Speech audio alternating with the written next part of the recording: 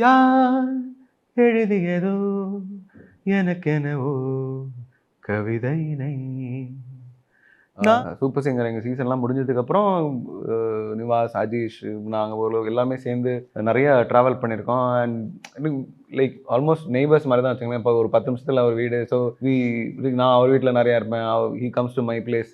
So அந்த மாதிரி ஏதாவது ஒன்று ஜாம் பண்ணிட்டு ஏதாவது பண்ணிகிட்டே தான் இருப்போம். ஸோ அப்படி பண்ண பாட்டு தான் அந்த யார் எழுதியதோ. இன்ஃபேக்ட் நான் அதுக்கு ட்ராக் பண்ணேன். அதுக்கப்புறம் I wanted team to record Srini sir அந்த மாதிரிலாம். போய் ஸ்ரீனி சார் வாய்ஸ் தான் செம்மையாக இருக்கும் அப்படின்னு சொல்லிட்டு அவரெல்லாம் போய் ரெக்கார்ட்லாம் பண்ணோம். அதுக்கப்புறம் வந்துட்டு ஃபார் சம் ரீசன் மச்சான் நீ பாடினதே கேட்டு கேட்டு ஒரு மாதிரி ஃபிக்ஸ் ஆயிடுச்சு, நீயே பாடிடு அப்படின்னா. ஸோ அப்படி தான் வந்து அந்த பாட்டு ஃபைனலாக நான் கொலாபரேட்டிவ் எஃபர்ட் தான் அந்த சாங். யார் எழுதியதோ எனக்கென ஓர் கவிதையினை.